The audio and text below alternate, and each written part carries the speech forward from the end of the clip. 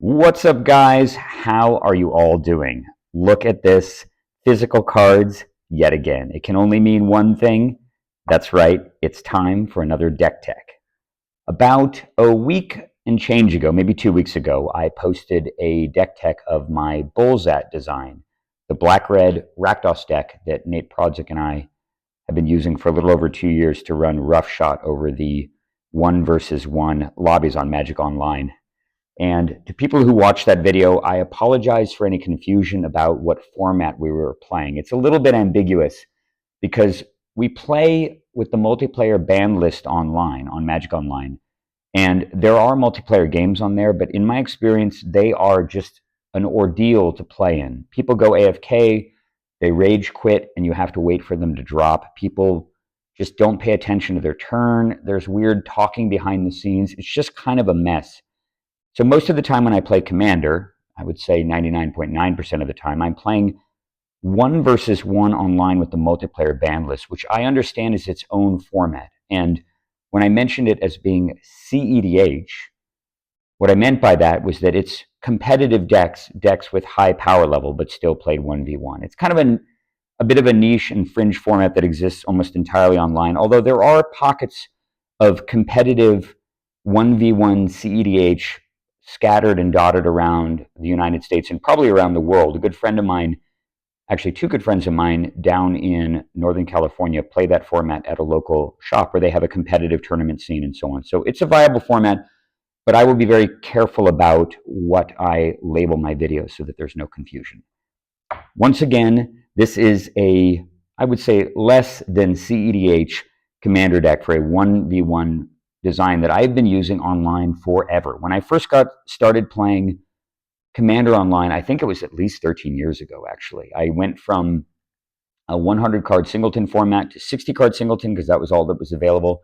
And then they launched Commander online, and right away, Nate Prodzik and I got to work on designing decks for it. And we ran through a gamut of different designs. Most of them were 5-color, and in fact, our main go-to Commander for several years was Sliver Queen. But I started playing against a whole gamut of different opponents, and I saw people using Nin the Pain Artist, as you see right here, against me. And every time I played against a commander, I was impressed only by the potential of it, but not by the implementation. It seemed that people were kind of tuning into the commander as a whole and what it could do in the format, but they had not put it in the correct shell yet. So eventually I decided to go and do that myself, and thus my sort of signature commander deck was born.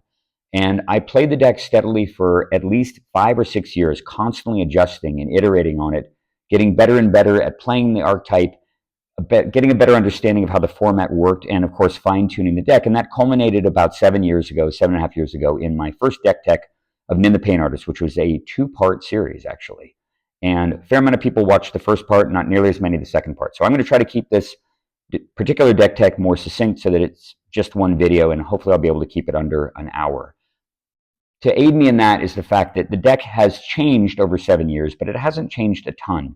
So when I encounter cards that are new, I will, of course, point them out. And there might be a few cards that came out in 2017, which is, I think, when I did the deck tech, that are also in that old design. So forgive me if I make that mistake. Hopefully it won't happen too much. So without further ado, and 4 minutes in, I present my deck tech for my current 2024 version of Nin the Pain Artist. There is the signature commander. Blue-red, woefully underplayed, incredibly powerful. I actually have a budget version of this deck too that I've built both as a, what used to be called a, what was the name of the format? Man, it was sort of like Pauper EDH.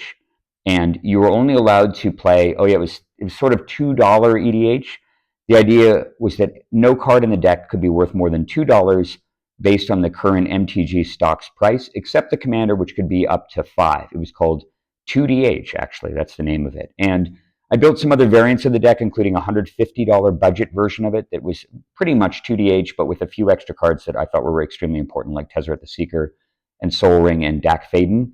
But overall, the deck is not particularly high budget, actually. I'd say that in terms of high power and almost S-tier builds, Nin the Pain Artist is actually one of the cheaper decks that you can assemble by nature of the fact that it's 2-color and incredibly effective. But this commander is just insane. There are some really broken red-blue commanders. Riel comes to mind, and the one, I don't remember the name of it, it's the one that draws a card whenever you play a legendary permanent. But I've always loved Nin. This card slots so perfectly into a pure mono blue control shell. And over the years, the red cards that I've used in the deck have come and gone, but I've never had more than usually about 6 or 7 red cards in the deck total. So in fact, the deck is basically just mono blue control with a splash of red for some of the best red cards in the format, and of course the commander. But a control deck that is planning on grinding the opponent's hand down through one-to-one interactions and then has Brain Geyser on demand is really powerful and really lethal, as long as you don't lose control of the battlefield. So one of the hardest things to do when you play this deck, and it is definitely a steep learning curve, is understanding exactly how to use permission, how to do threat assessment on the fly, how to be malleable in your strategy, how to pivot from being aggressive to being super defensive to going after land destruction strategies, and how to kind of navigate every little space in between. It is definitely a very, very high skill deck, but if you're a control player, this might be the kind of thing for you to really bring up the deck style feel if you've played it in an old school, if you just like control decks in general. I really, really love Nin the Pain Artist, and when I'm not nursing a gigantic, I think at this point, 135 game win streak online, I play this deck a lot more often because it is certainly one of my favorite decks to play. So that's the commander. 2 mana to cast. The incredibly important thing here, if you're not familiar with the commander, is this X, blue and red. Tap. Nin the Pain Artist deals X damage to target creature. That creature's controller draws X cards. Now, there's an important thing to understand here, is that this X is paid on cost. So as long as Nin resolves, you don't actually have to deal the damage. If the damage gets prevented, I believe, you still get to draw the cards, as long as you paid that X. So if somebody or if you overkill, of course, on the creature, you get to draw X cards too. So most of the time when you activate Nin the Pain Artist, she's simply shooting herself. You play her on turn 2, you play the Drago game for a couple of turns, you put more mana into play, counter a couple of things they do, maybe you remove something, and by about mid-game, assuming Nin is still in play and you're on turn maybe 7 or 8 and you've got 7, 8 mana in play, any point in time your opponent ends the turn, Nin just aims 6 or 7 points of damage at her own head, and you draw an instant speed Brain Geyser at the end of their turn. You untap, you play a bunch more mana artifacts, you replay Nin, you do it again and again and again. And after a couple of activations, usually the game is wrapped up. At that point, you have overwhelming crushing card advantage, and there's no way your opponent can come back. But it doesn't, of course, always work out that way, as you will see, of course, when you play this deck. So I'm going to jump into the cards themselves. I'm going to start, as I usually do, alphabetically at 0 mana. Nin goes off to the side here. First card, of course, Mana Crypt. I've talked about this card extensively, the best card in the format, without any question. And if you're interested in winning games of Magic, you should always be including Mana Crypt in your deck. Mox Diamond is excellent in the deck. It has a fair amount of mana for measured against most of the decks that I play. I think I'm currently running 32 lands. And most of the decks that I use in competitive Commander games, I run 29 or 30. So the addition of 2 additional lands makes Mox Diamond a little bit more powerful. It is already just a bonkers card and one of the fastest and best accelerators in the format. I have Mox Opal in here as well because the deck does have a ton of artifacts. And I think that if you were to play the deck a lot in modern day, you might find that the Mox Opal doesn't quite make the cut. I'm not using Chrome Mox, which was a card I was thinking about before I made the deck tech. But I think fundamentally you don't need Chrome Mox in the deck, and it's a risky card to use.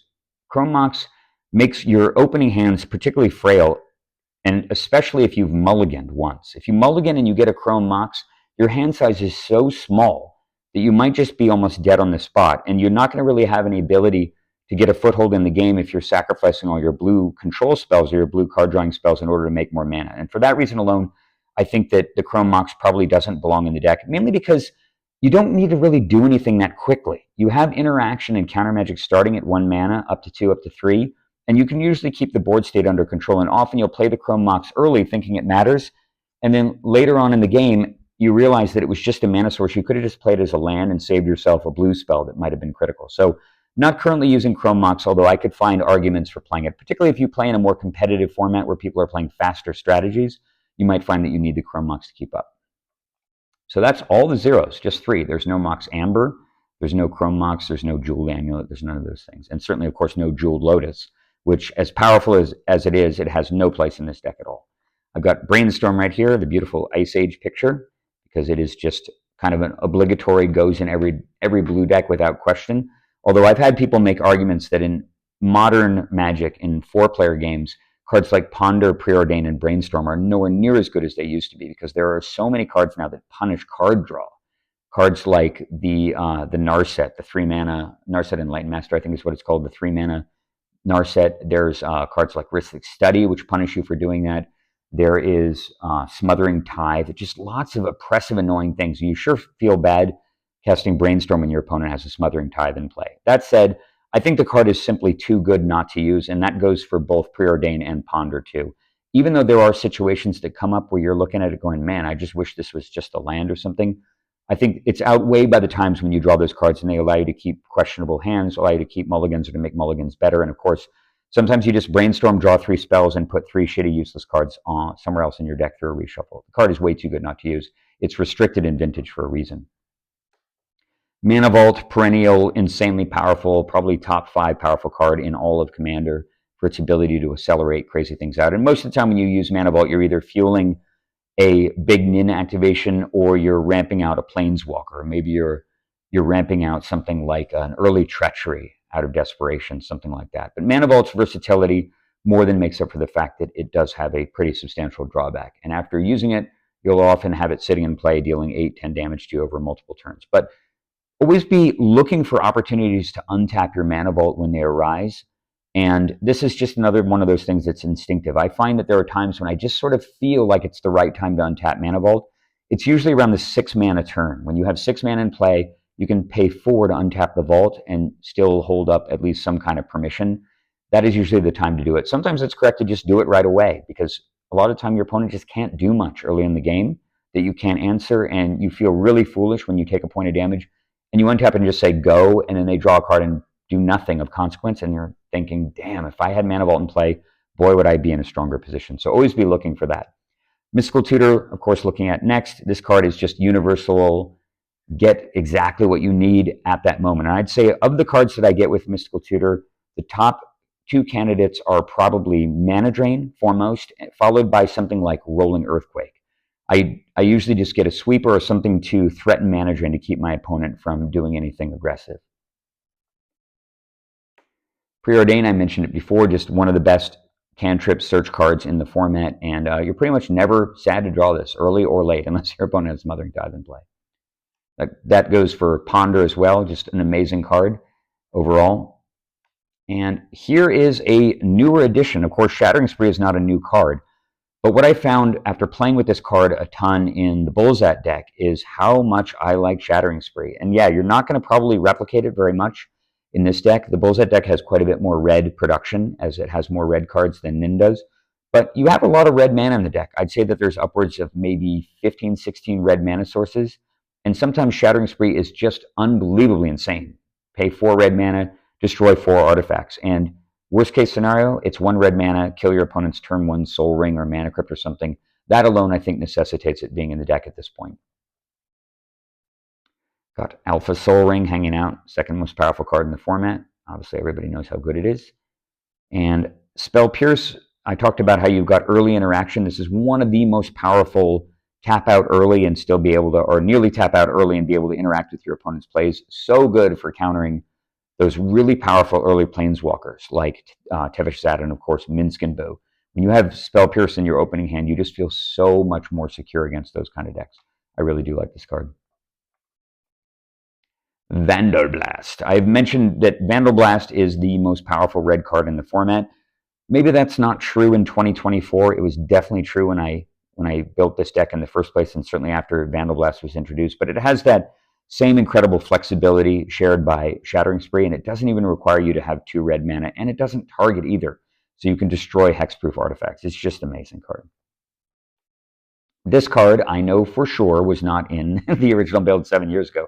Printed a couple of years ago, I think. Wash Away is just, it's a great replacement for what was actually a pretty clunky slot in Nin before, which was the 3-mana counter slot. And I had a bunch of different 3-mana counters in the original build of that deck. I had, what did I have? Dissolve and Dissipate and Disallow. Three different 3-mana counters at least that were all kind of just really awkward to play, and I never really liked to draw any of them early. They felt kind of like band-aids rather than integral parts of the strategy. Wash Away is not like that. And again, I mentioned before about how deadly both Tivish Zat and Minsk and Boo are, and Wash Away, 1 blue mana, counter target commander. Incredibly powerful, allows you to avoid really intense starts from your opponents, and sometimes you'll catch stuff that they didn't expect too, like stuff cast out of the graveyard and so on. And of course, worst case scenario, you can just play the cleave cost, which is 3, so it's just a counter spell with 1 extra mana. More than worth it, and I think kind of a necessary card to have in modern Commander where everything is just so quick. Wayfarer's Bauble, it's kind of regarded, I think, often as a sort of budget pauper type accelerator, but I'm a big fan of it in the Pain Artist. Drago likes to put things into play and then use them later. And so when you lead with Wayfarer's Bauble on turn 1, unless you have something really critical to do on turn 2, you can just sack it, get a third land, fix your mana right away, untap, and have 4 mana in play to play something really impactful like a Thran Dynamo or a Chandra or a Jace the Mind Sculptor or something. And people don't tend to interact with it. They tend to underestimate the card. I really, really like Wayfarer's Bauble. And of course, the deck has a single basic mountain in it specifically for this card because sometimes you just can't get red. All right, Abrade. I've definitely added this card since the last deck tech, and boy, do I love it. I run it in pretty much any deck with any red element at all. The flexibility, those 2 modes are both excellent. 3 damage to a target creature is great, and of course, just Shatter is great, and the flexibility alone makes Abrade more than worth it. I consider it at this point pretty much an auto-include in any deck with red. Arcane Signet, when was that printed? 2019. So I guess this card was not in the, maybe it was in the last deck tech. I don't know. I don't remember how long Arcane Signet's been in the format for, but of course it's like Sol Ring. You just put it in nearly every deck. Baral, Chief of Compliance, also printed in 2017, but my memory is that I did not have this guy in the Pain Artist when I first built it. In fact, I think I remember seeing Baral played against me just a few months after I did my deck tech when I was playing as I used to at Card Kingdom here in Ballard near Seattle. And Baral is just totally amazing in this specific build. Not only does it have 3 toughness, which allows you to shoot it repeatedly with Nin to draw 2 cards at the end of their turn for only 4 mana, but the cast reduction is totally nuts, and the deck runs a lot of counter spells. So the ability to cycle through things, cycle through extra mana, cycle through extra artifacts, and so on to get to the meat of the deck through Baral is more than worth it. I mean, this is so much value for 2 mana. This guy's crazy. I really, really like Baral in the deck, and the deck has been considerably stronger ever since I added him. Nice, pretty beta counterspell here. Not too much to say about that. It's just one of the best counters ever printed. Hard stop. Another beta card, a Copy Artifact, which I was definitely running before. I don't see Copy Artifact run as much as I think it should be, but I love having Copy Artifact not only to multiply and accelerate my own mana, but to piggyback off fast starts from my opponent. When they get lucky and they go turn 1, land Sol Ring, and you go second turn, land Copy Artifact. Now you've got a Sol Ring also.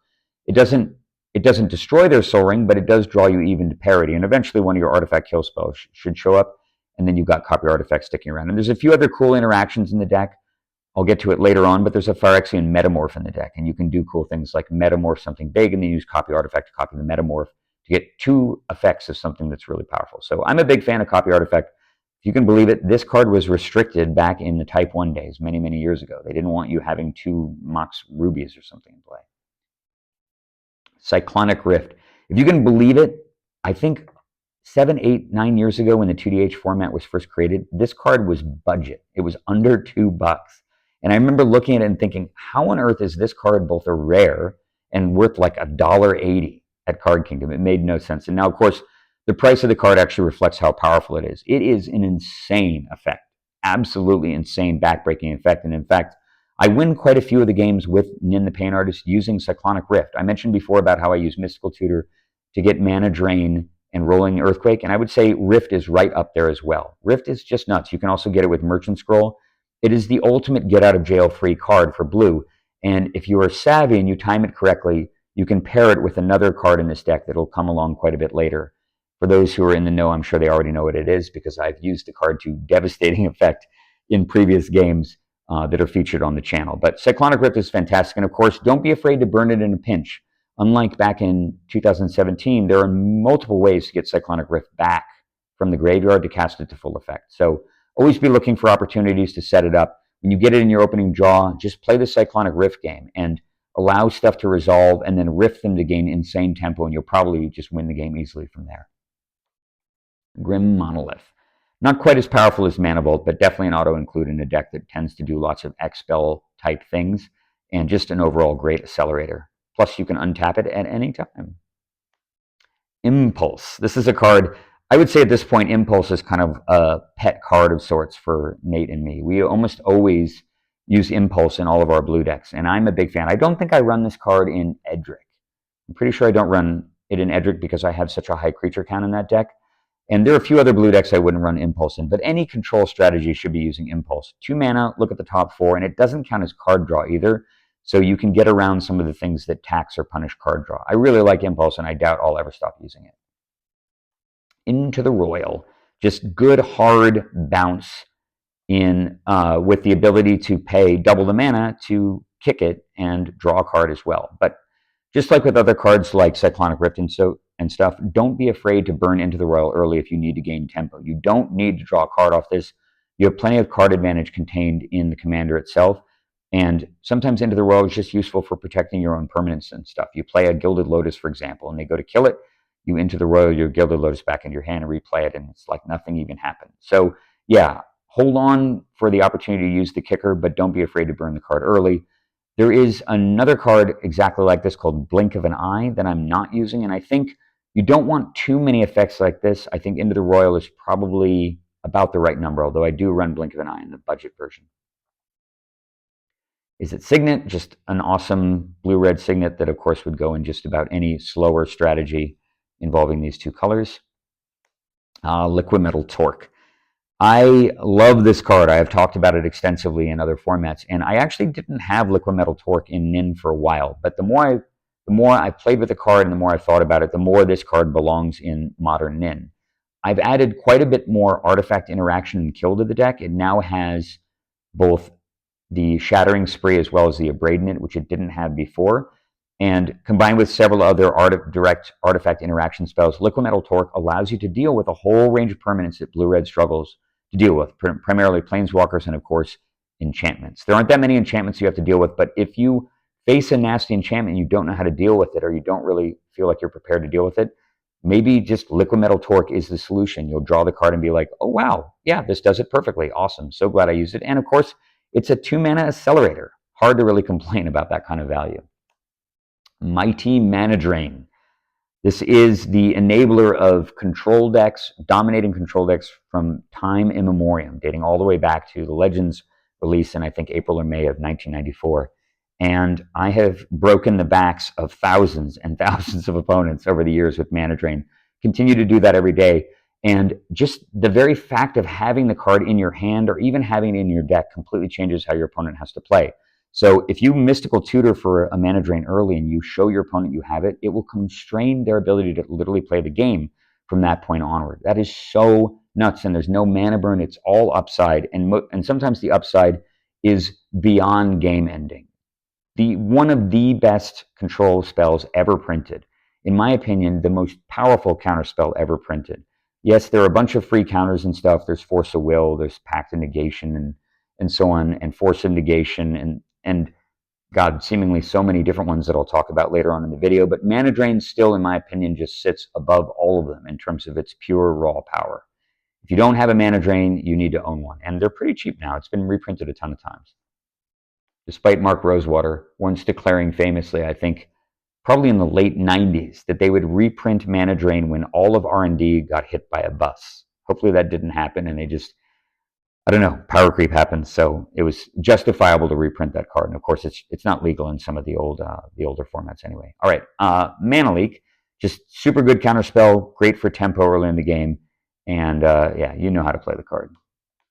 Memory Lapse is kind of in the same category.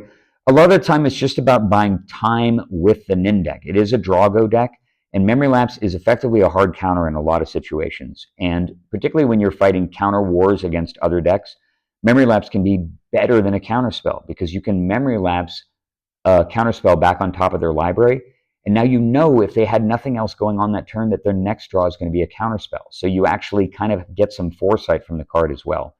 It is excellent, and in a very, very rare case, you might even wind up memory lapsing your own spell to put it back on top of your library if it was something vital and you're worried about having it countered. Merchant Scroll. Just all around powerful blue tutoring, one of the clearly the best card ever printed in Homelands. And there's lots of targets in the deck. I would say the most common card I get with Merchant Scroll is, of course, Mana Drain. I do get Mystical Tutor with this card quite a bit too, because Mystical Tutor allows you to get things like Rolling Earthquake. It starts tutor chains. So you can Merchant Scroll into a Mystical Tutor and Mystical Tutor for a red card. You can Mystical Tutor for a sorcery if you want to. You can circumvent the restrictions of the card. And of course, Merchant Scroll gets some other cards in a pinch. It gets Cryptic Command. It gets Factor Fiction. Those are both really, really good choices, and I find myself frequently getting those. I even have Merchant Scrolled for cards like Whir of Invention, which you'll see later on in the deck. You're effectively Merchant Scrolling for an artifact. How cool is that? Merchant Scroll, get Whir of Invention, cast Whir of Invention, and get Vidalcan Shackles or something. So the presence of the card allows you to get both card advantage, counter magic, and utility cards, silver bullets, etc. Way, way too good for 2 mana. Muddle the Mixture is kind of in that same category. Of course, it is a counter instant or sorcery spell, so not quite as good as Negate, but totally functional as counterspell in a counter war. And the Transmute allows you to get so many good tools. I love Muddle the Mixture, and again, most of the time I'm getting Mana Drain with it, but sometimes I might go and get a Braid. For example, I might get Baral, Chief of Compliance. There's lots of other choices. I might get the Liquimetal Torque. And always be on the lookout for other good twos that you can get, and don't forget that you can just play it as a hard counter sometimes. Negate. I'm not a huge fan of the card in general, but it's one of these cards that you kind of have to play in the Pain Artist because there's just a wide range of things you can't interact with very well, including Planeswalkers and enchantments, and Negate handles those both pretty well. Remand, one of the coolest and cleverest counterspells ever created. They actually reprinted this card in white recently, which is kind of insane. But Remand is just pure elegance, pure tempo. It is interchangeable with a counterspell most of the time for only 1 blue and 1 generic. If you've got Brawl in play, it only costs 1 blue mana. And of course, there's this whole extra level of the shenanigans that you can do with it when you counter your own stuff with it. So for example, let's say you put a Thran Dynamo on the stack and your opponent goes, no, I don't like that. I'm going to Mana Drain Thran Dynamo. And you go, okay, I'm going to Remand Thran Dynamo back to my hand. So I effectively counter their Mana Drain. They get no mana and I draw a card. Pretty nasty. So always be on the lookout for opportunities to use Remand defensively to protect your own spells. You don't always have to use it to win a counter war. And a lot of the time, it's not even correct to try to win the counter war anyway. It's better to just reset the casting of whatever it was you wanted to play and then replay it again after their counter is effectively fizzled.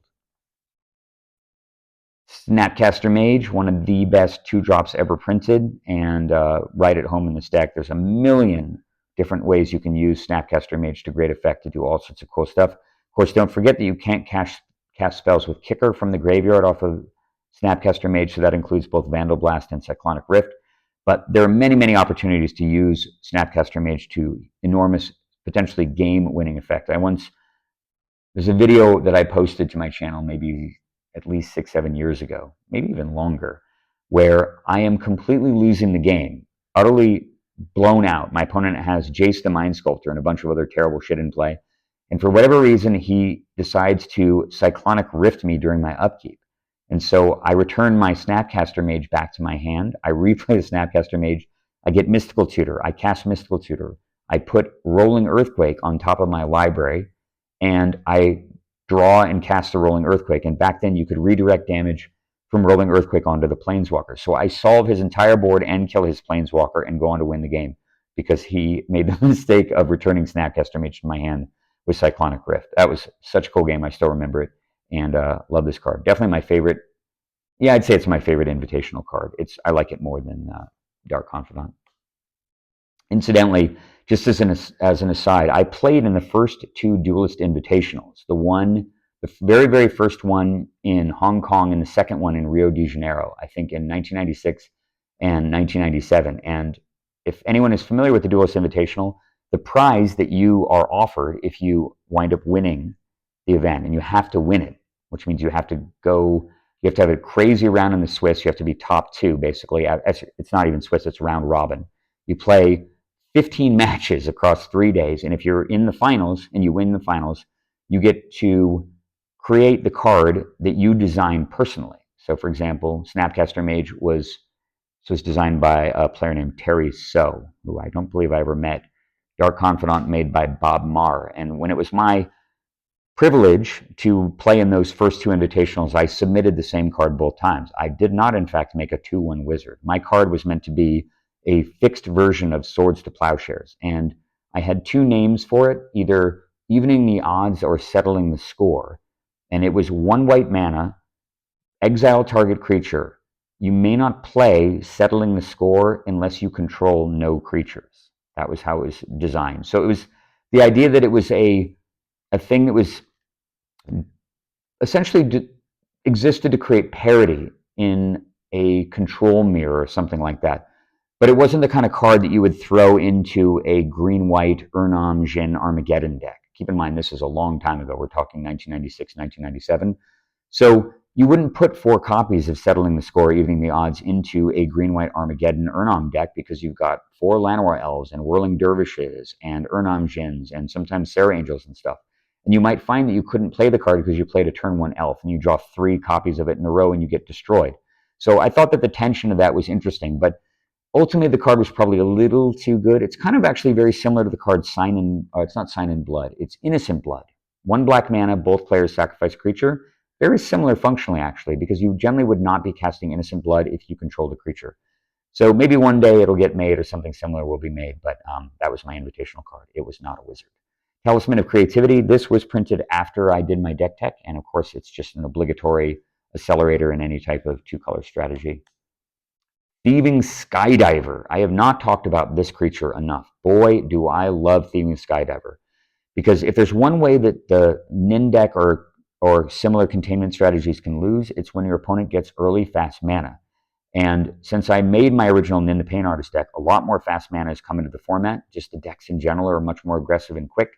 And Thieving Skydiver not only allows you to blunt a fast start from your opponent, but you can actually just steal their Soul Ring or their Mana Crypt permanently for just 3 mana. So nuts. It's like having a second Dak Faden. And of course, the kicker is X, and you can ramp up the kicker more and more and more as the game goes on. And I've stolen things like Gilded Lotuses and Thrones of Eldraine and stuff with it. So be on the lookout for that. But of course, its best use is just coming down on turn 3, right when your opponent played their Soul Ring or whatever, and you just snatch the game on the spot. Love it. And you can shoot it with Nin later on, too, to draw a million cards. Thought Vessel printed in, 2015. So I must have had this card when I did the deck tech. I love this design as well. Probably not as much as Liquid Metal Torque, but definitely belongs in a deck that wants to get lots of mana and, of course, often has a hand size above 7. And speaking of getting a hand size above 7, Triskaidekaphile. I believe it means the fear of the number 13. 2 mana, 1/3 wizard. No maximum hand size. That's not bad. At the beginning of your upkeep, if you have exactly 13 cards in your hand, you win the game. That's pretty damn good in a deck that actually can manipulate its hand size very, very easily, both at the end of the opponent's turn and during upkeep. And, 4 mana draw card. It might as well just be a JMD tome with multiple uses on top of that. Crazy value for 2 mana. I love this guy. This card's kind of right up there with Kefnet, the 3 mana blue god that I use in Budget and a few other designs, although I don't run it in this deck. I'm right on the fence with Kefnet, and I think Triskaidekaphile, by consequence of being 3 mana, just gets over the top. Plus, it blocks things like Tymna. And Tymna used to be all over the place. Tymna used to be a total nightmare to deal with. I'd say it's played with a lot less as the format has continued to evolve and people have moved away from decks with white in them. But I really like Triskaidekaphile, and I have won a ton of games with this. And you can beat an entire table of people with this, too, if they're unable to interact with it. And it's honestly, a lot of people just tend to run sweepers. And so you can do things, for example, let's say you've got, 7 mana in play. So you have the ability to draw 5, and you end the turn with 3 cards in hand. And the person says, go, and you go, okay, at the end of your turn, I'm going to have Nin shoot some other creature that I happen to have in play, maybe a Trinket Mage or something, to draw 5 cards. And I go up to 8.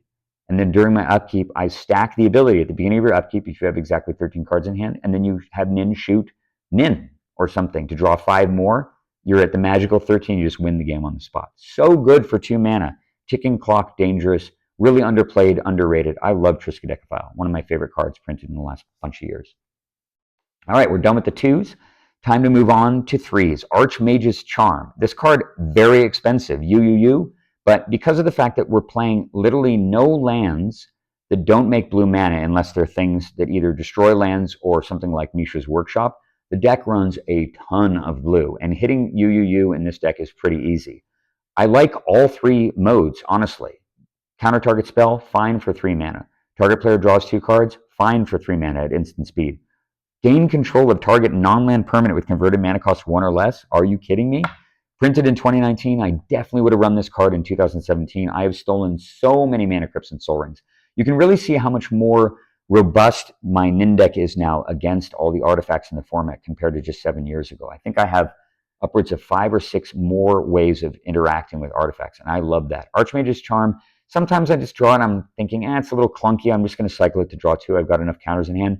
Sometimes you draw this card and it is just a giant fist pump because you completely flip the game on its head by stealing their accelerator. Really, really good card. Woefully underplayed and underrated.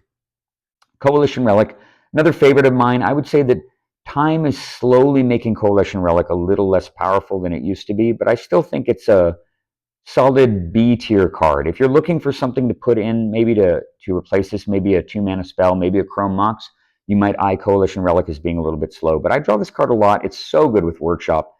And I brought it into play with Tezzeret the Seeker before and stuff. It does make 2 mana if you have time. And 3 mana tap to make a mana of any color isn't too bad anyway. So pretty happy to have it in the deck, but it's definitely nearing the bubble. Crucible of Worlds, a little bit strange to have it in a 2-color deck because I'm not running the full pure gamut of fetches, but I am running a couple of mountain fetchers. I think I have the Wooded Foothills and the black-red one.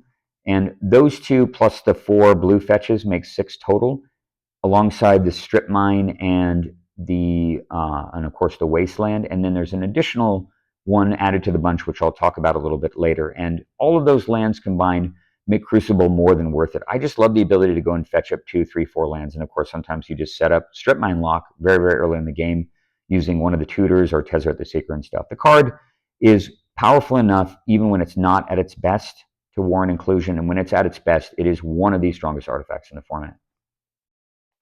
Dak Faden, still standing strong after all these years. Definitely one of the most powerful 3-mana planeswalkers in the format. I'd say he's in the top 3 probably. There's Teferi, there's Oko, there's Duretti, and Dak is right up there in the pantheon too. I just love Dak Faden. So incredibly good. Most of the time you're playing it and you're just using it as a steal artifact, but a lot of the time you just play it and you start leveling it up, and cycling 2 cards a turn in a control deck is pretty hard to beat too. So the modes are all good. Even this bottom mode doesn't seem like much, but there's a number of ways that you can target stuff in the deck without destroying things, and you can steal them permanently. Dak is awesome. Fabricate, just a regular old tutor up a Soul Ring, tutor up a Mana Crypt. Most of the time you're just fabricating for Mana Crypt. Sometimes you're fabricating for Soul Ring if your mana can accommodate it and you don't need the mana that turn. And a lot of the time you're actually fabricating for one of the other main powerful artifacts in the deck, which of course is the Vedalken Shackles.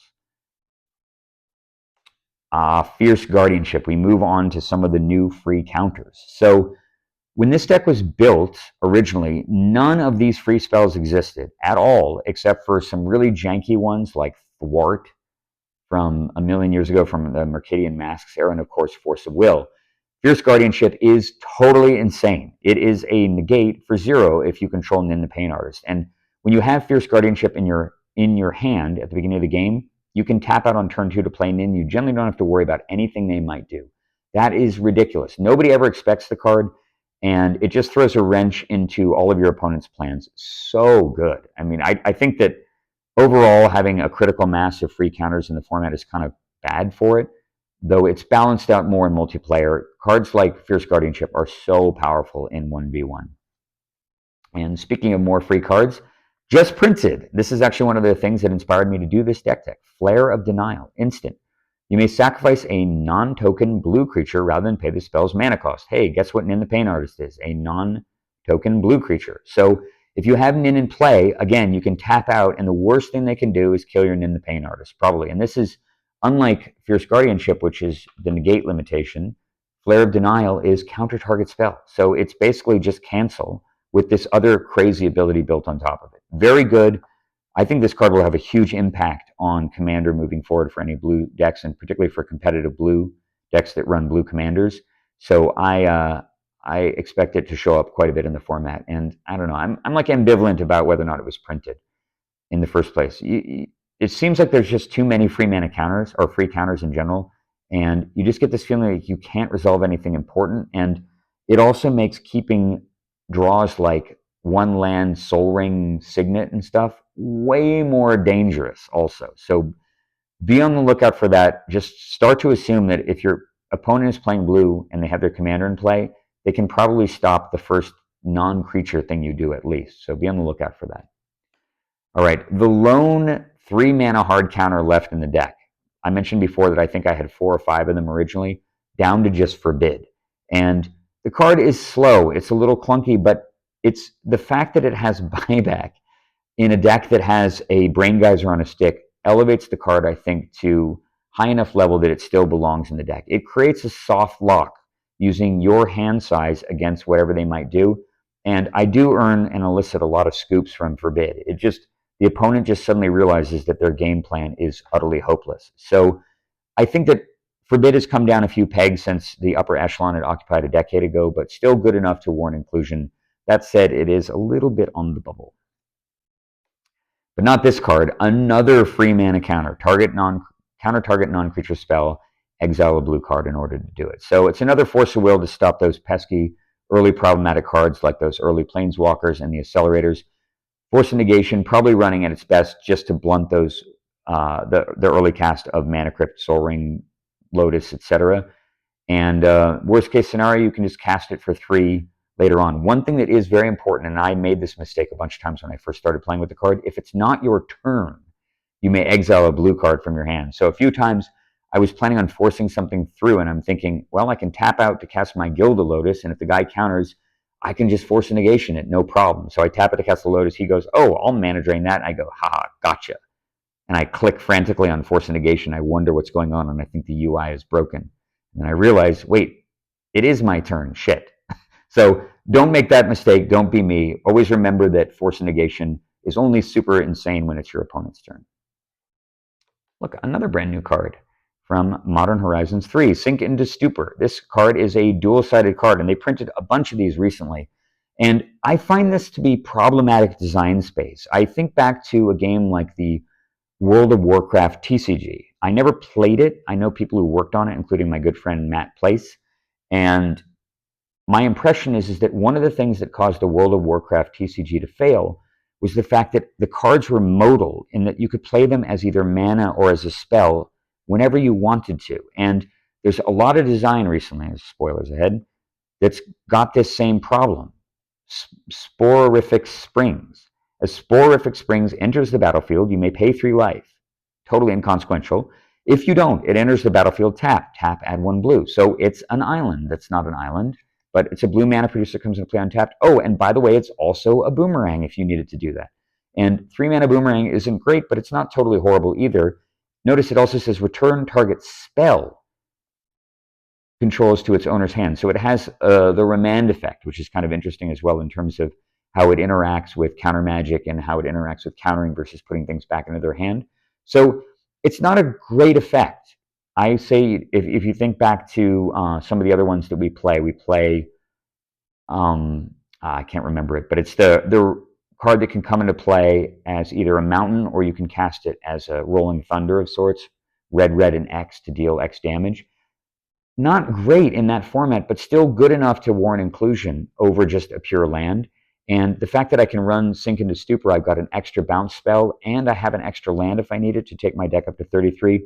Pretty nuts. I think that there's some of these cards belong in the format. I think there's a healthy number of them, but if you get too many of them, it's going to start really mucking around with how decks are built and how mana bases work, and I don't think that that's a good thing. Spell Seeker. This card's so good. Also not printed when I did my last deck, and totally amazing. It allows you to get, well, you can see, 2 mana cost or less and reveal it. So it gets some of the X spells, it gets Rolling Thunder if you need it, and of course it gets Mana Drain, which I get all the time. Love Spellseeker, and it's such a delicious, delightful target to shoot later with Nin. You play Spellseeker and you get mana drain, and you mana drain their 5-drop. And then you use the 5 mana to shoot the Spellseeker to draw 5 extra cards or more. Pretty sick. You generally tend to win those games. Same thing with Tribute Mage.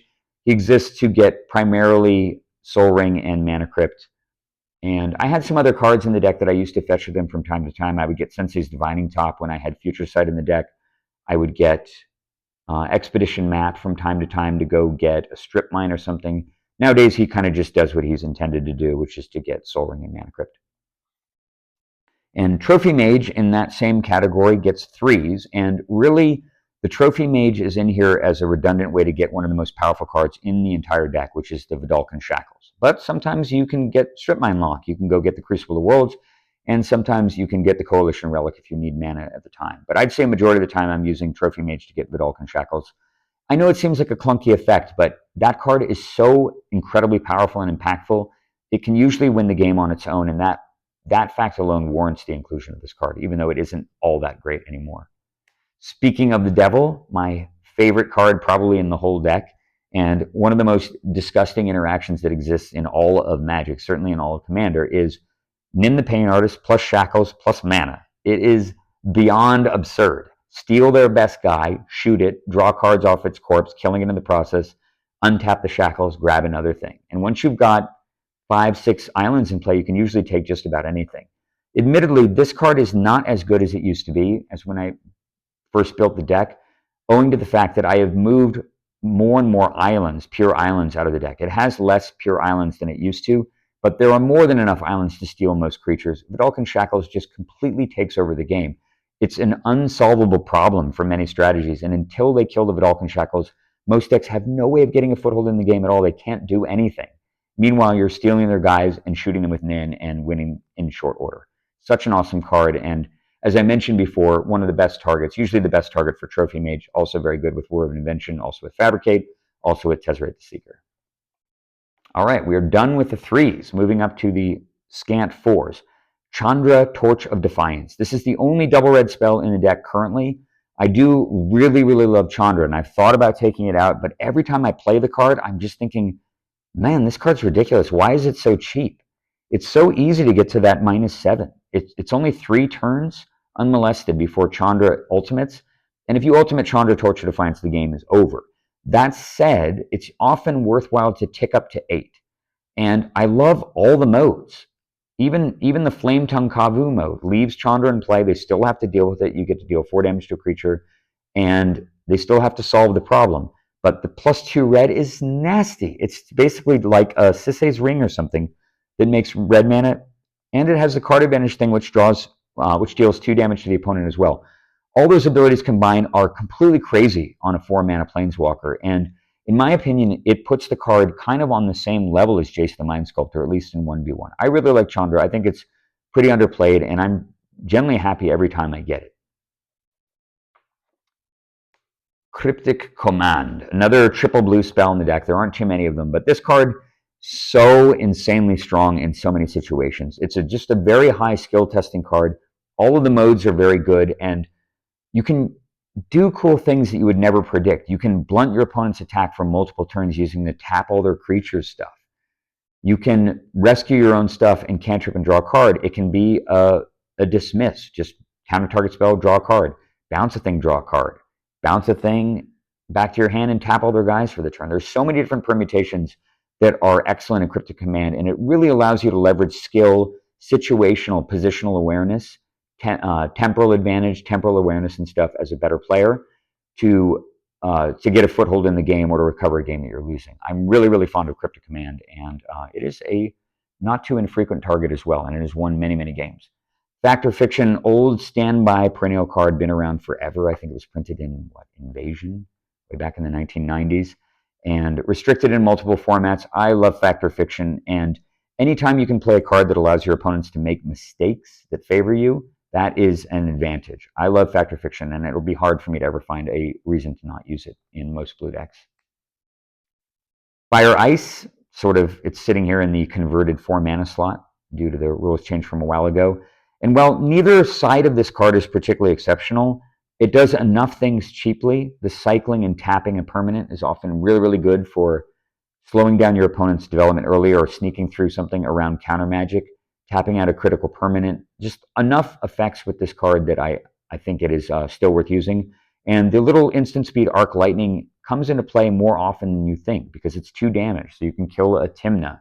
You can shoot down a Noble Hierarch and a Birds of Paradise. You can kill a Deathrite Shaman. There's enough uses for that burn spell. You can deal the final 2 points of damage to a Planeswalker to finish it off. Enough reasons and opportunities to use the card to good effect that I think, even though neither side of Fire Ice is particularly great, I think the combination of the two of them is quite good and still warrants the use of the card. Don't have to say much about Jace. I know that this guy kind of gets some hate these days in competitive multiplayer. People are thinking, oh, why would you even play Jace? You play Jace, he just dies. But again, we are trafficking in 1v1 format. And in 1v1 format, Jace is still just as much a powerhouse as he always has been. You play him early in the game with an Accelerator, and you very often make your opponent's entire battle plan hopeless. And of course, he has this -12 ability, which basically wins the game. It takes a long time to ramp it up, but it does close out games quickly. Another thing, too, about the Scry is that don't forget that you can use this +2 ability on yourself. I rarely see people do that, but it is quasi-card advantage. When you are able to look at the top of your deck and go, yeah, I don't really need another land, or I don't need another artifact, or maybe I don't even need another counterspell, and you can use Jace to go get more important things while simultaneously leveling him up and making him tougher and tougher and tougher. Still super powerful A+ Planeswalker, even in 2024. Hard to believe, despite all the power creep that's gone on. Phyrexian Metamorph. And this is another card that's kind of on the bubble, and whenever I think about taking it out, I'm always reminded of these fringe cases where I have tutored for this card and it has pulled my ass out of the fire. It doesn't target, it's a clone. So for example, if your opponent has some nasty ass thing in play that is hexproof, for example, there's a couple of Sphinxes. There's like a 5/5 Sphinx that is uncounterable and has hexproof. And I remember playing a game against that thinking, what the hell do I do? And I went, oh, wait a minute, I have Fabricate. I just drew Fabricate. I Fabricate for Metamorph. Now I've got one too. And I slam my copy into play and I go on to win the game because my opponent can't deal with it. So I do like Metamorph. 3 mana, it's basically just a Sculpting Steel +2 life, which is not a bad effect at all. You can piggyback off your opponent's fast accelerating starts. You can copy their creatures. It's just versatile and good enough. And the fact that it's an artifact is really, really important. So you can tutor for it in multiple ways. And it does just solve lots of problems. I think that flexibility alone warrants the inclusion of the card, even if it isn't quite super powerful, obvious auto-include card. I think it's good enough. If you are really, really desperate for a slot, you could consider cutting it, however. Thran Dynamo, one of my favorite accelerators in the format, just feels broken every time you play it. The fact that it rebates 3 of its 4 mana on casting is crazy. And when you draw a workshop draw and play Thran Dynamo early, you just feel so set up in the game. That is just, I mean, that's crazy value. 4 mana, tap to make 3. With no drawback, you can spend it on whatever the hell you want. Most of the time, you're spending it on Nin activations. And this fellow was not printed when I first did my deck tech, and boy, is he bonkers. Oh my God. Anybody who's ever played against Urza as your opponent's commander knows how nightmarish it is to deal with. It turns every single one of your untapped artifacts into a Mox Sapphire. It also has this crazy ability of 5, shuffle your library, and flip over the top card. Until end of turn, you can play it for 0. The deck does have a lot of counterspells, so Urza is not running at full power in that situation, but it's good enough, more than good enough to warrant using when there's no Nin in play to activate. He also has 4 toughness, so you can shoot him with Nin for 3 to draw 3 cards every turn to win the game right away, and he provides all the mana immediately because all of your artifacts make blue mana. And on top of that, he comes into play with a big-ass creature, too, all for 4. Totally nuts. Urza, one of the most powerful blue cards printed in the last decade. All right, on to the 5s. We're almost through the spells already, and I'm at 54 minutes. I don't think I'm going to be able to get through the lands in under an hour, but it's going to be close. Gilded Lotus. The amount of teasing, mockery, and outright hate that Nate and I have received for continuing to run Gilded Lotus in our decks is pretty astonishing. There's kind of a whole cadre of modern competitive commander players who think Gilded Lotus is an unplayable card, but man, I still love this card. I find myself tutoring for it all the time. And when you get Workshop, When you get Workshop, the Lotus is just nuts. The fact that it makes 3 blue mana the turn you put it into play means that you can play it and still counter. You can develop and still counter. That is so powerful from a tempo perspective. And yes, there's a rare game when you can't play it, but most of the time you're screwed in those games anyway. In the games where the Gilded Lotus shines, it is an A+ card, and I really, really do think that it is underplayed in way too many designs. Force of Will, not too much to say about this. Probably the most flexible counterspell ever played, or ever designed. The best counterspell probably ever designed, but not the most powerful counterspell ever designed because of the inherent card disadvantage. That said, you need sanity checks in a format filled with ridiculous things, and Force of Will is the ultimate sanity check. I do tutor for it quite a bit. Tezzeret the Seeker. Oh man, I do not get to play with Tezzeret often enough. I still run him in a few designs. I don't see him played in very many decks, but if there was a deck that Tezzeret really shines in, it's an In the Pain Artist. The ability to untap artifacts to make more mana to use the commander is incredible. The ability to tutor up things like Thought Vessel or the Liquimetal Torque in order to get more control over your hand size or over the board is fantastic. And of course, Tezzeret most of the time just comes down and uses 3 of his 4 loyalty to fetch Vidalcan Shackles. And once you got Vidalcan Shackles in play with In the Pain Artist, you tend to win the game very quickly. Also, Tezzeret's one of the best finishers in the deck. You only have to plus him one time to get him up to 5. And a lot of time, the turn after you play Tezzeret the Seeker, you just smash your opponent for 40, 50 points of damage and win on the spot. It does all of that for 5 mana. Easily one of the best Planeswalkers in this deck, for sure. One of the best Planeswalkers in the format when you play a deck like this. And love to just allow him to shine. Treachery. Man, every time I cut Treachery from this deck or from other decks that I tend to run it in, I always regret it. And I think you kind of need this effect in the Pain Artist, the ability to just, the huge tempo swing that Treachery provides, the ability to grab some giant creature and then immediately untap, particularly when it's a commander, the ability to grab a commander and untap immediately and then potentially shoot the commander or draw extra cards. So good. Treachery has just been a bomb since it was printed in the late 1990s. And I love any opportunity to play the card, any excuse to play it. I've cut it a few times from the deck, and it always sort of finds its way back in. So happy to have it now. All right, last 5. Now we are on to the thing that I kind of teased at before. One of my favorite pet cards of all time. A card so powerful that it caused people to tremble in fear back in 1994 when the Dark was printed. And my friends and I started laying waste to people's hands with Amnesia. Of course, it is so utterly nuts with Cyclonic Rift. I have a game that I published, I think, where very, very late in the game, I set up what was one of the most powerful plays I have ever done. I Cyclonic Rifted the guy, I don't know, on like turn 22 or something. He had 30 permanents in play that weren't lands. Everything back into his hand. And he had something that allowed him to have an unlimited hand size. I believe it was a Reliquary Tower. And I untapped and I cast Amnesia on him, and he discarded like 30 cards for 6 mana. Totally nuts. And of course, combined with Mana Drain, it's great if you draw the Mana Vault, if you draw the Grim Monolith, any other accelerators. Amnesia, sometimes it's totally horrible. Sometimes you're totally fine discarding it or whatever. But when Amnesia shines, it performs like nothing else. It literally just blows your opponents out on the spot. Your opponent will pause, read the card, read it again, be astonished that there's a Mind Twist in blue, and then throw their hand in the graveyard and often concede right afterward. I love the card. I love being able to use it. And Nin is probably the best Amnesia deck in my whole stable. All right, that is all of the non-X spells. There's a few X spells left, and then we are on to the lands. Condescend, just solid. There's a bunch of different blue X counter spells, but I think Condescend is the best of them. Power Sink, the ability to tap out your opponent isn't particularly good. There's Syncopate, which exiles, I guess. But Condescend has Scry too, and that is the thing you're looking for. You're looking for the ability to just manipulate the top of your deck to dig a little bit deeper. So don't be afraid to Condescend early, even if the spell feels somewhat innocuous, even if it's something relatively minor like a creature. The tempo and the deck fixing alone is enough for that. And sometimes you're countering something really big and deadly for just 2 mana. That's good enough. I would not run more than probably 1 X counterspell though, period. And if you're going to run 1, I think this is the best choice.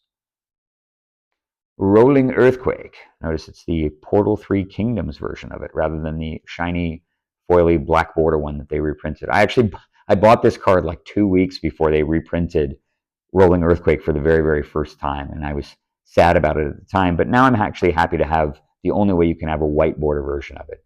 Super good card. It's nowhere near as insane as it used to be. Back when Rolling Earthquake was first included in my Nin the Pain Artist deck, you could redirect damage on the opponent onto planeswalkers they control. And so you could Rolling Earthquake, kill their whole board, and kill their strongest planeswalker with it also. That doesn't work anymore, but I think the card is still worthy of inclusion. You just need reset cards like this. I'm not running regular Earthquake because Rolling Earthquake hits all the flyers too. And it can pull your feet out of the fire when nothing else will work. And that alone makes it worth it. Plus, it deals damage to the opponent. And you can sometimes kill your opponent with a Rolling Earthquake if they've taken a bunch of damage from a Necropotence or an Ad Nauseam or something. So always be looking for that. And yeah, just love the card. Very happy to have it in the deck. Final spell in the deck, I believe, Whir of Invention. It has Improvise, so you can tap some of your artifacts, although most of the time those artifacts are just providing mana anyway, so the Improvise effect is kind of turned off. But it's search your library for an artifact card with converted mana cost X or less. So it's 3 blue mana, get Mana Crypt out of your deck. If you've got 4 available, you get Soul Ring, and if you've got 6 available, you're usually getting Vidalcan Shackles or the Crucible of Worlds. And the flexibility of the card alone really warrants the inclusion. Being able to do it at the end of the turn is fantastic. I really do like Whir of Invention. I was delighted when they printed it, and I've been using it in multiple decks ever since. All right, we are 1 hour and 1 minute into the video, and I've completed the spells. I'm thinking about whether or not I should go on and do the lands. I think I'm going to push on and do the lands also, but I'm going to be quicker about that because I don't want to divide this up into 2 videos. Generally, people don't come back to the second video, or they don't tend to find it, so bear with me, guys. I'm sorry that the video is taking longer than an hour, but at least it's faster than whatever the hour and 50-minute deck tech I did the first time I did this deck. Speeding through the lands. Ancient Tomb, obligatory in every deck, particularly in a deck that's so mana hungry as Nin. You don't really generally care about the life. First of my fetches. Arid Mesa gets just volcanic islands. It does not get islands, and that's totally fine. Bloodstained Mire is in the same category. Allows you to get mountains that make blue. Cascade Bluffs, not the best of lands in the deck, as you don't hardly have any double reds in the deck, but the ability to make red once and the ability to cast Chandra off the land, and the fact that I included Shattering Spree in the deck definitely raises the esteem of Cascade Bluffs a little bit, raises up a couple of little points here. I think the card is sort of on the bubble. If there's another land you really want to play above Cascade Bluffs, then do it as long as it plays blue. Maybe a card like Castle Vantress would be better if you can feel like you can spare the red. I don't think the card's obligatory. There aren't really enough red cards to include it, but sometimes you're really, really glad to have it in the deck. Command Tower, just obligatory. Fiery Islet, this was printed fairly recently, and it's one of the cards that replaced one of the basic islands in the deck. It's just, yeah, it's a pain land, but and it doesn't tap for just generic, but you don't really care about the life loss given the fact that it's a 40 life format. And sacrifice Fiery Islet, draw a card. Pretty damn good, and you can combine it with the Crucible of Worlds in mid to late game to get a little extra card drawing action going on if nothing else is working, and sometimes that can be enough to win the game. Pretty good for just the land drop. Flooded Strand is just a blue fetcher. And I've got a gamut of islands in here. I think I'm down to currently 8 basic islands. I'm not running any snow-covered islands. There's no real reason I can think of to do that, but I believe I have 8. We'll count them. They're all different pictures of the beta one. So 1, 2, 3, that's 4, 5, 6, 7, 8. 8 islands currently. And that seems about the right number. I'm uncomfortable going lower than probably 8 islands because as I mentioned before, one of the most powerful cards in the deck is the Vidalcan Shackles. And if you go down below 8 islands plus the dual lands, you might find yourself realistically in a situation where there's a 4 or 5 attack power creature in play and you can't grab it with Shackles. You just have too many non-basics in play. And you don't want to do that. There's no reason to take that risk or to dilute the deck to that point. And I think 8 is about the right number. Mana Confluence, just City of Brass equivalent. Mishra's Workshop, really, really powerful in this deck. Not as powerful as in a deck like Bullseye, which has a higher critical mass of artifacts, but more than worthy of the inclusion. The ability to ramp out Gilded Lotus and Thran Dynamo and those 2-mana artifacts and stuff is more than warrants the use of the card, and being able to cast things like Shackles for 0, effectively, or for 1 mana. Misty Rainforest, another blue fetcher. Single basic mountain in here. I mentioned before how I'm running this card because I have a couple of ways to fetch pure basic lands, including the Wayfarer's Bauble, and I also have a Prismatic Vista that's coming up soon. And sometimes you just need a red mana source, honestly. I would never cut this mountain from the deck as much as I dislike it. And it's not really, I mean, it's like the beta picture. I guess I could have an Arabian Nights one. But either way, I think you need one basic mountain. Sometimes they cast Path to Exile on something, and you could decide you could use a second mountain. And that alone warrants the use of the card, even though basic mountains, as we all know, are pretty terrible. Mystic Sanctuary, another card that was added recently, and man, do I love this card. Holy shit, Mystic Sanctuary is good. It goes in every blue deck that I have constructed ever since it was printed.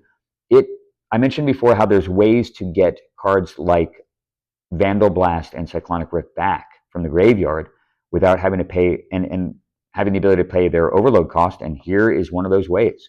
You Mystic Sanctuary and you put the Rolling Earthquake on top of your library. I'm sorry, not the Rolling Earthquake, the Vandal Blast or the Cyclonic Rift on top of your library. Now you can play it again. And if you have a way to bounce the Mystic Sanctuary back to your hand, and there's several ways to do that now, including that new card from Modern Horizons. Does that do non-lands? Actually, I'd have to check. But you can definitely Cryptic Command Mystic Sanctuary back to your hand. So you can bring the Sanctuary back, you can play the Sanctuary again, you can Cyclonic Rift again, just because you got this card in your deck, and it costs you almost nothing. Yeah, if you don't have other islands in play, if you don't have 3 islands in play when you play the Sanctuary, it comes into play tapped, which isn't the end of the world. And don't be afraid to play it early. Sometimes I lead with Mystic Sanctuary on turn 1. I let it come into play tapped, and at least I know I have untapped blue mana. It is an island also. So it works with Vidalcan Shackles. And of course, you can fetch it mid to late game with the fetch lands too. As long as you've got 3 islands in play, it will come into play untapped, make blue mana for you, and return the best instant or sorcery in your graveyard right on top of your library. So good, and it's common. What the hell? Polluted Delta, just another good fetch. I mentioned Prismatic Vista before, so this is one of the reasons why the mountain is in the deck. You can get a red with it if you need to. Most of the time, you're just getting an island. Riverglide Pathway, another card that was, 2020, definitely not in print when I made the last NIM deck. This card found its way instantly into my deck. I just love the flexibility of it. I would say I make blue mana with Riverglide Pathway a good 98% of the time, but a few times I've made red with it. And the flexibility alone, the fact that it comes into play tapped, it's not an island, but more than worth it. Incidentally, here's the other side. Lava Glide Pathway. Glad to have it in the deck. Scalding Tarn, another blue fetcher. Shivan Reef, just perennial pain land from a million years ago. Steam Vents, one of the volcanic islands. And back when I built this deck, and for years afterward, whenever I would hang out with Mark Rosewater, either at his parties or when he and I would have lunch, I would always say, Mark, please, you've made so many different underground seas over the years. There's so many different underground seas. There's 4 or 5 of them at this point, and you've never made another volcanic island. Why are there only 2 volcanic islands? Please make another one. Please, please, please, please, please. Eventually, that did happen, and now there's, of course, tons of them, even at Common, which is nuts. And they keep iterating with that space. But back when I first made In the Pain Artist, and for quite a while after that, there were only 2 volcanic islands, and Steam Vents was the second volcanic in the deck. Of course, it is fantastic. You don't care about the 2 life. It's basically interchangeable with volcanic. Strip Mine, just universally powerful, necessary for dealing with so many pesky lands, and of course, the heart of one of the most powerful early locks that you can achieve with the deck, which is the Crucible of Worlds Strip Mine lock that often earns submission instantly. Sulphur Falls, just excellent, comes into play if you have an island, comes into play untapped if you control an island or a mountain. That's most of the time, and sometimes you'll play it early. You'll play it on turn 1 tapped, but most of the time this card just is a dual land that comes into play untapped, making it almost interchangeable with the Volcanic Island. Oh, and Urza's Saga, that's right. You want to talk about power creep in lands. Holy shit, is this card insane. Urza's Saga pretty much slotted into every single deck. It is so good in the Pain Artist as well. Not only does it make generic mana on the turn it comes into play, but you make artifact creature. You get an artifact creature for free from it, well, not for free, but for 2 mana. You can do it twice. Don't forget that when you go into the 3rd stage of the saga, this ability goes onto the stack, and you have an opportunity to make another construct before the final ability resolves, and you, oh no, have to sack Urza's Saga and go get a Soul Ring or a Mana Crypt or something. But you can also make 2 constructs, and sometimes you get like a 4/4, and then it becomes 2 5/5s, and all it costs you is a land drop. How utterly nuts. And you can recurse it later with the Crucible of Worlds. You can, if you really wanted to, bounce it back to your hand to get more constructs if you wanted to. Just totally bonkers card. One of the most powerful lands ever printed, and certainly one of the most powerful lands that exists in Commander. I mentioned before about how there weren't enough volcanic islands in the format, and now there's, I think, at least 4. I don't know if this is currently the best blue-red mountain island dual land in the format outside of the steam vents and the volcanic island. There might be one that's an artifact. At this point, I need to actually look into that, or indestructible or something. But for the time being, I just have the volatile fjord in the deck. I was so delighted when this was printed, and I think you really want 1 additional one. I don't think you want 4 total. When 2 of them come into play tapped, I think that's too risky, but I think you want 1 copy of an extra volcanic island in the deck. That seems about right, because a situation will sometimes arise where if you draw the mountain early and you fetch away, or you fetch up your volcanic island and your steam vents, you can draw either the arid mesa or the bloodstained mire later, and you have no target for them. So having the volatile fjord in the deck helps with that a lot. And a lot of time, if you lead with turn 1 fetch land, this is the first land that you bring up. I'm going to have to look at the spoiler and the list of spoilers of dual and see if there's anything better. Certainly, if you want to say something in the comments about a snow island island mountain that I'm missing that could fill this slot, please say so, and I will make that swap. But if you want to build it yourself, just make whatever swap you think is appropriate. Very glad to have 3 volcanic islands. Thanks for coming through for me, Mark. I appreciate it. Speaking of a volcanic island, Piece de Resistance almost, although there's 1 card behind this. Beautiful beta volcanic island. Just look at this picture. Holy moly. It is so gorgeous. I just can't get enough of this art. And of course, this is the only black bordered volcanic island that exists outside of the ones that were printed in foreign Renaissance and stuff, and Chronicles off in Europe somewhere, because the volcanic island picture was not in alpha. So the only black border volcanic islands are in beta, and there's nothing like it. It's one of the most pretty pieces of art in all of Magic. So glad to have it in the deck. And every time I play it, it is very, very eye-catching. People always look down and go, what the? Is that real? Is that a real volcanic island, a beta one? Holy shit, they want to pick it up and look at it. Very, very eye-catching, and makes me proud, fills me with ancestral pride for our beloved game every time I play it. And the final land in the deck is Wasteland. Naturally, I'm going to play this alongside the Strip Mine to both control my opponent's lands and to bolster Strip Mine Lock. And that is the last card of the 99, plus the commander. But I have a little bonus, because in past videos, I've talked about how my decks are geared for 1v1, but a common question that comes up is, how would you make adjustments to your deck if you were to play it in multiplayer? Great question. And the truth of the matter is that I don't spend a lot of time tuning my decks for multiplayer, because I don't play multiplayer very often.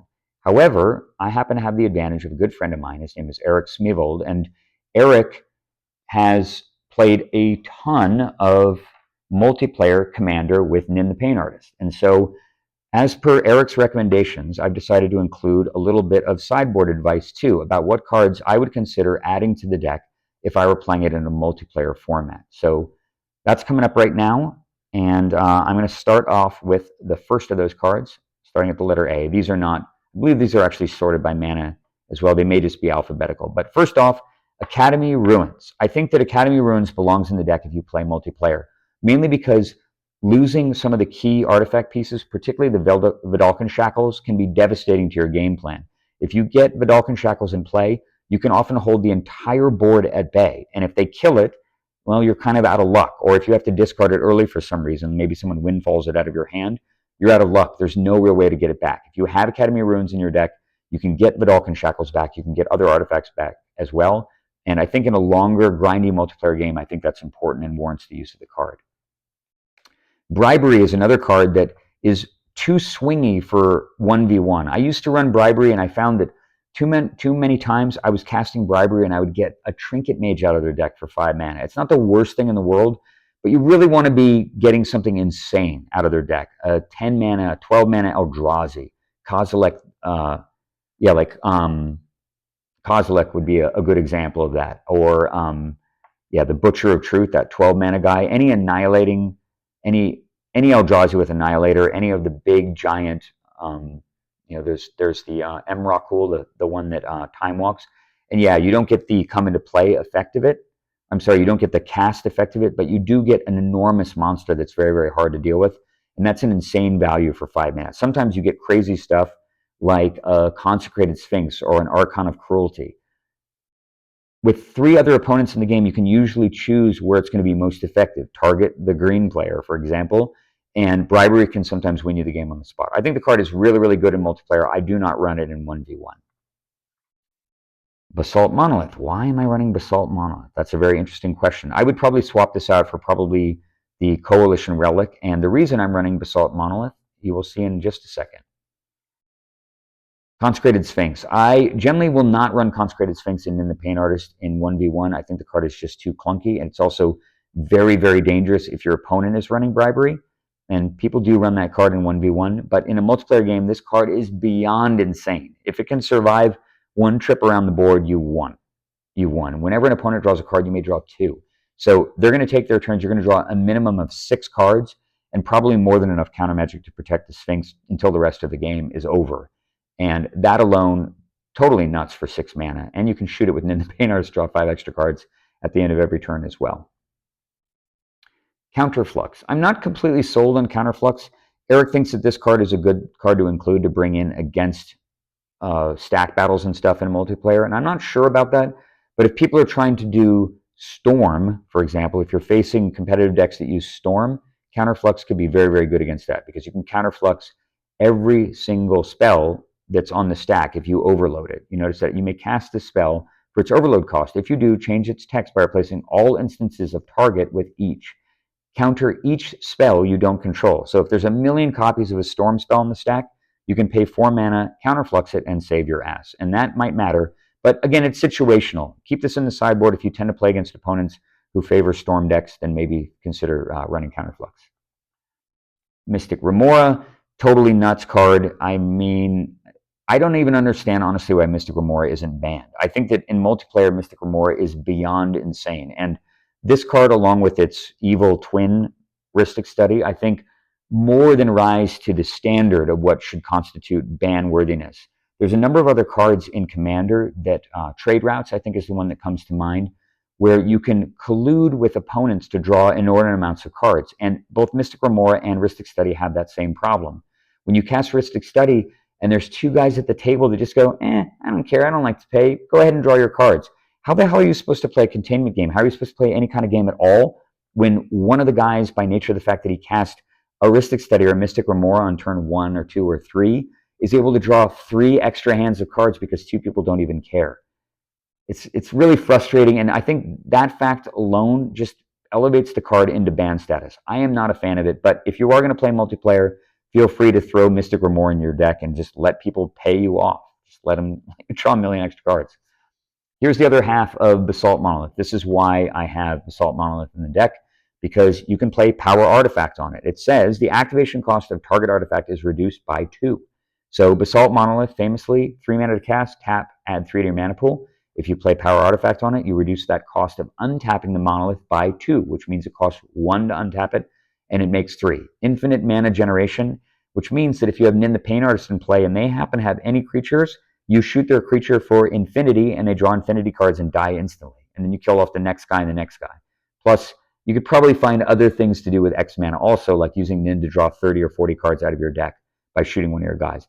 Very, very powerful. I would not find the combo consistent enough or fast enough to use in single player, but in multiplayer where you have a lot of time, particularly against more casual opponents, look for that, hold both cards or one half of the combo in your hand, wait for the other half, spring it on people when they're not ready, and win the game on the spot. Very, very cool combo. Eric's idea, I really like it. And then finally, as I mentioned before, the Rhystic Study. I think, again, bannable, ban-worthy for the reasons I mentioned before. I just hate everything about this card. I hate taxing effects in general. I think that they're very antithetical to what the format is about, and they just allow one irresponsible player at the table to ruin the experience for the other 2 players. And I think that alone would elevate this card to ban status. If I ever get control of the rules committee, and I fully intend to at least, if not create my own fringe format with some friends of mine to get a seat on the rules council, I will lobby heavily to have Rhystic Study banned, as well as its evil twin, the Mystic Remora. All right, we have covered a bunch of cards. I'm going to go back to the very beginning. There she is again in all of her splendor. She says, "Your body is a delicate instrument that tells me truths. These devices help me tune that instrument." Could not have said it better myself. Guys, thank you so much for bearing with me. It's been almost an hour and 20 minutes, 80 minutes straight of nonstop talking. So glad to bring you a modern 2024 updated version of my signature deck, Mighty Min the Pain Artist. As I mentioned before, I'm currently working on this ridiculous win streak, which currently sits at 135, but I've started taking more risks with the win streak. I'm no longer just playing pure bullseye anymore, and invariably I'm going to lose. When I lose, I'm going to go back to playing some more fun decks, and Nin will find her way into the rotation. So stay tuned for that. Thank you so much for watching my channel. Looking forward to future videos, and I will see you guys all later. Take care.